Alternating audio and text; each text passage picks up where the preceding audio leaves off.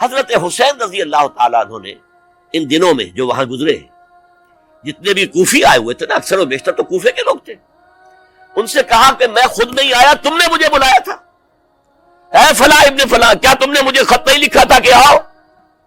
اے فلاں ابن فلاں، کیا تم نے مجھے پیغام نہیں بھیجا تھا کہ یہاں تشریف لائیے؟ اور دیکھو میرے پاس تمہارے خطوط موجود ہیں۔ وہ ایک تھیلا جس میں کہ خطوط ہے وہ بھی لا کے میدان میں رکھ دیا۔ 20 جو ہے خاندان بنی ہاشم میں سے شہید ہوئے ہیں۔ حضرت حسین رضی اللہ تعالیٰ عنہ کا ایک بہت ہی انفنٹ چھوٹا بچہ وہ بھی شہید ہوا، باقی سب مرد، تمام مرد، سوائے ایک حضرت حسین کے بیٹے حضرت علی بن حسین زین العابدین کہلائے بعد میں، وہ بیمار تھے، وہ جنگ میں حصہ نہیں لے سکتے تھے، وہ بچ گئے صرف۔ یہ ہے 10 محرم الحرام اور سن 61 ہجری میں حضور کے نواسے، اور جن کے بارے میں حضور نے فرمایا سیدہ شباب اہل الجنہ، حضرت حسین شہید کر دیے گئے۔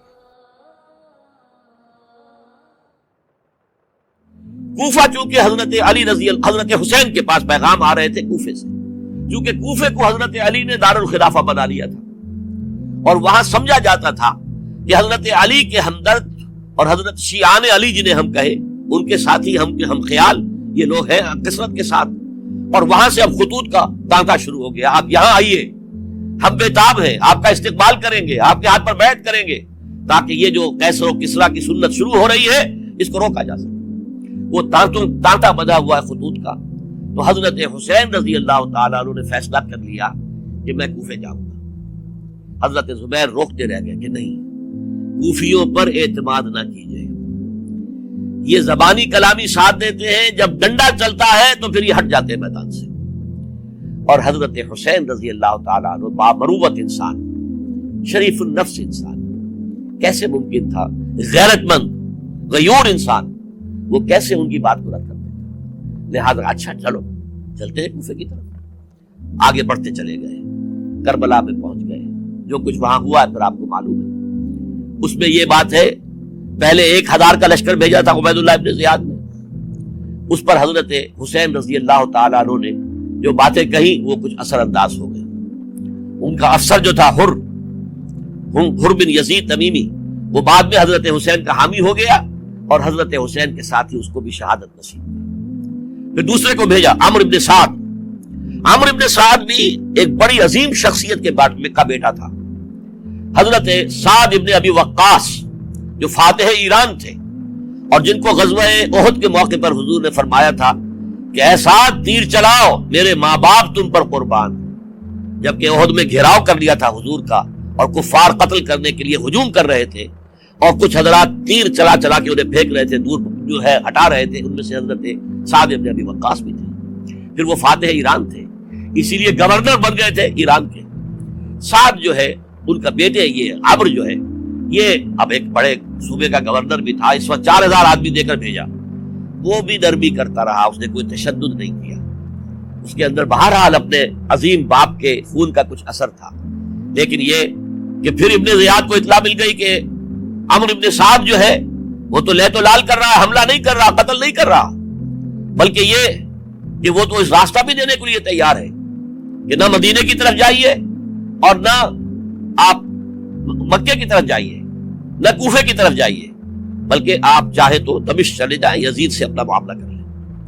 اس پر ابن زیاد نے پھر وہاں سے خط لکھا ہے، میں نے تمہیں اس کام کے لیے بھیجا تھا، میں نے تمہیں حکم دیا تھا حسین سے میری بیعت لو، یعنی میری بیعت کے ذریعے یزید کی بیعت لو، اور اسے پکڑ کر لا کر میرے سامنے پیش کرو۔ لہذا پھر اس نے ایک بہت خونخوار شخص کو زیادہ فوج دے کر بھیجا ہے، اور وہ جو ہے اس نے آ کر جو ہے شمر نے پھر اس نے فیصلہ کن معاملہ کیا۔ حضرت حسین رضی اللہ تعالیٰ عنہ نے ان دنوں میں جو وہاں گزرے ہیں، جتنے بھی کوفی آئے ہوئے تھے نا، اکثر و بیشتر تو کوفے کے لوگ تھے، ان سے کہا کہ میں خود نہیں آیا، تم نے مجھے بلایا تھا، اے فلاں ابن فلاں، کیا تم نے مجھے خط نہیں لکھا تھا کہ آؤ؟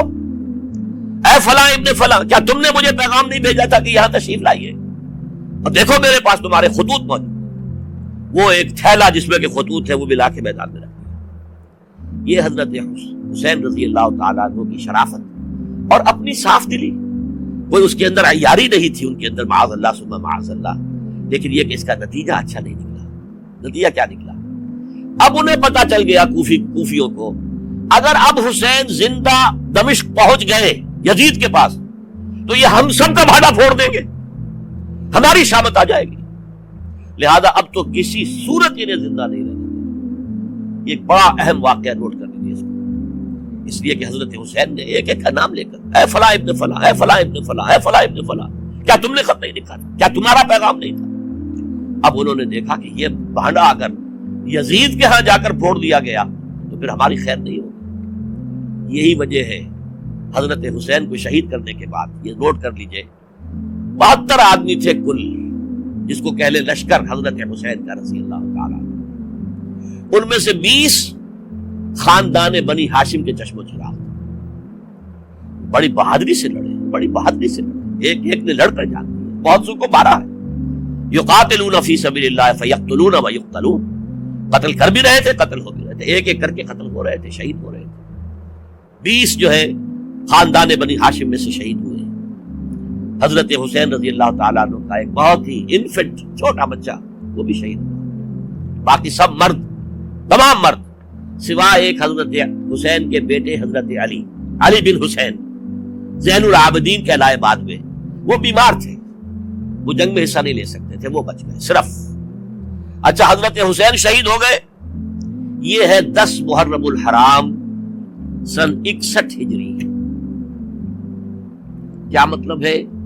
حضور کے انتقال کے ٹھیک 50 برس بعد، سن 11 ہجری میں حضور کا انتقال، اور سن 61 ہجری میں حضور کے نواسے، اور جن کے بارے میں حضور نے فرمایا سیدہ شباب اہل الجنہ، حضرت حسین شہید کر دیے گئے۔ اور اس کے بعد اس لشکر نے خیموں کو آگ لگا دی۔